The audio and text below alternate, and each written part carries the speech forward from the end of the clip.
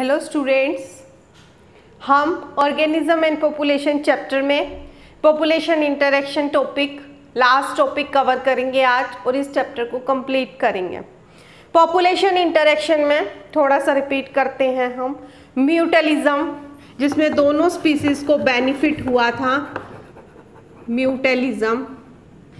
Next parasitism, जिसमें एक species को बेनिफिट और एक स्पीसीज को हार्म हुआ था, पढ़ा था। प्रीडेशन एंड प्रे रिलेशनशिप, जिसमें एक स्पीसीज को बेनिफिट और एक स्पीसीज को हार्म हुआ, पढ़ा था। नेक्स्ट हमने म्यूटलिज्म, पैरासाइटिज्म, प्रीडेशन को पढ़ा था।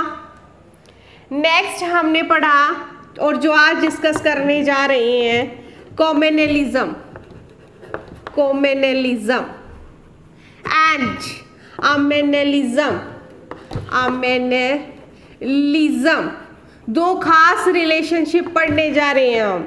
और हमने कल पढ़ा था कंपटीशन के बारे में, कंपटीशन जिसमें दोनों स्पीसीज को हार्म हुआ था। तो इस तरह से अब हम ये पॉपुलेशन इंटरेक्शन के टॉपिक को कंप्लीट कर लेंगे। म्यूटलिज्म ने हमें देखा कि दो डिफरेंट स्पीसीज एसोसिएट हुई, दोनों ने एक दूसरे को बेनिफिट पहुंचाया। पैरासाइटिज्म ने हमने देखा कि one species benefited and one species get harm. In predation, one species get benefited and one species get harmed. In communalism and animalism, those we discussed today. In competition, in previous section, we discussed that both our species get harmed because competition में benefit किसी को भी नहीं होता है ecology के according. Now we discuss about communalism. Communalism, communalism in which one species get benefited, but one species neither benefited nor harmed in presence of another species. Discuss करते हैं कुछ एक example. First example C anemone and clownfish. Second example, cattle irrigate and cattle. Third example, whale and branchials.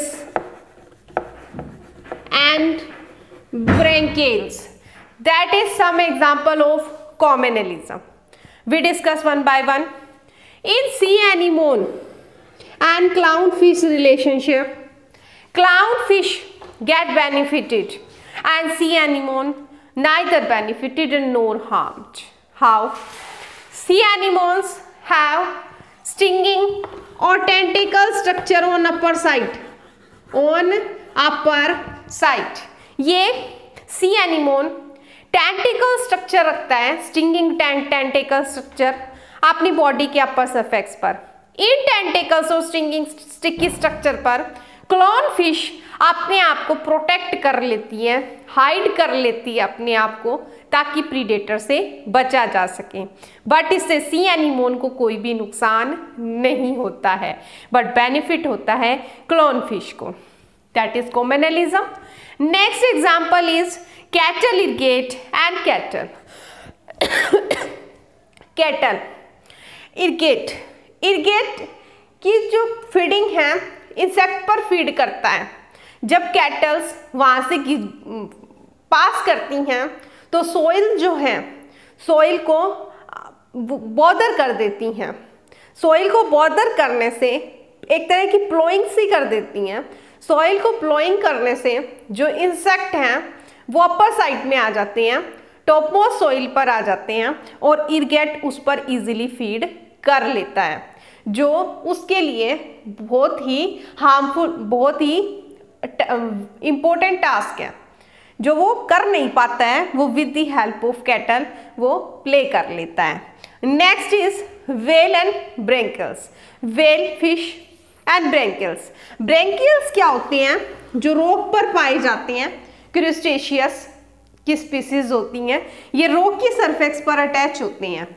जब ये Wales पर attach होते हैं तो वेल इस तरह से वाटर की डीप तक जाती हैं, वाटर की डीप तक जाती है, स्विम करती हैं, तो ये ब्रेंकिल्स भी वेल की सरफेस पर डीप तक जाते हैं और फूड को सर्च कर लेते हैं बहुत इजीली, जो वो खुद अकेले नहीं कर सकते, वो with the help of well वो कर पाते हैं। तो इस वजह से ब्रेंकिल्स को बेनिफिट होता है, बट वेल्स को neither benefited and NOR harm. तो इस तरह के कुछ एग्जाम्पल्स हैं जो ये बताते हैं कि एक स्पीसीज बेनिफिट प्राप्त करती है एंड एक स्पीसीज जो है वो बेनिफिट भी नहीं होता तो हार्म भी नहीं होता। That is known as कॉम्बिनलिज्म।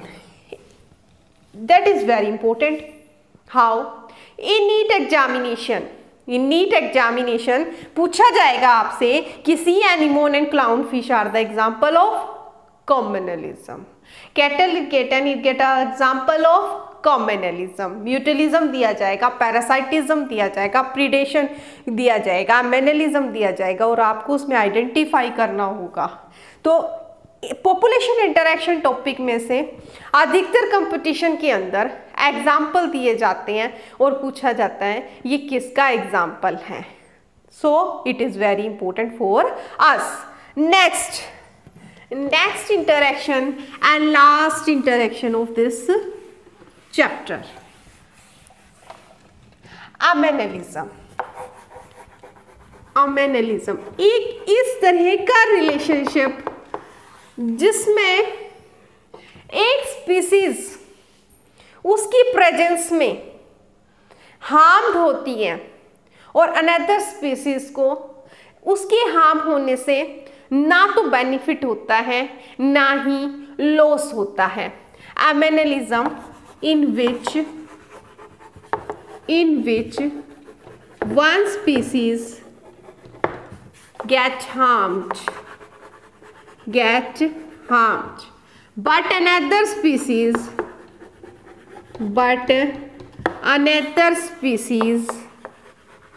neither get harmed nor get benefited.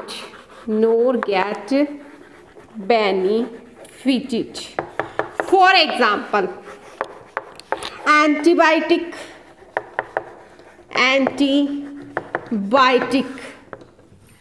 बात करते हैं पेनिसिलियम की। पेनिसिलियम क्या हुआ बेटा, एक बार कल्चर लगाया बैक्टीरिया का, जिसमें देखा गया कल्चर लगाने के बाद जब फर्स्ट एंटीबायोटिक पेनिसिलियम डिस्कवर की गई थी तब की बात है ये। जब कल्चर लगाया गया था पेट्री प्लेट पर तो यहाँ देखा गया एक फंजाई इंट्रोड्यूस हो चुकी थी पेनिसिलियम नोटेटम कंटेमिनेशन के रूप में। उस पेनिसिलियम नोटेटम फंजाई ने पेनिसिलिन इंट्रोड्यूस कर दी थी इस कल्चर में। Bacteria does not showing a growth nearest to penicillium. Why? Because penicillium act as antibiotic. They are sensitive in presence of antibiotic. Does not showing growth. तब इसको extract किया गया कि why here growth are not seen. Then first antibiotic discovered by chance.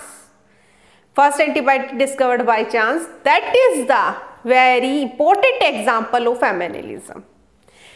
Penicillium notatum fungi ने penicillin antibiotic release की, जिसकी presence में bacteria growth show नहीं कर रही हैं, ग्रोथ शो नहीं कर रही हैं, सेंसिटिव हैं।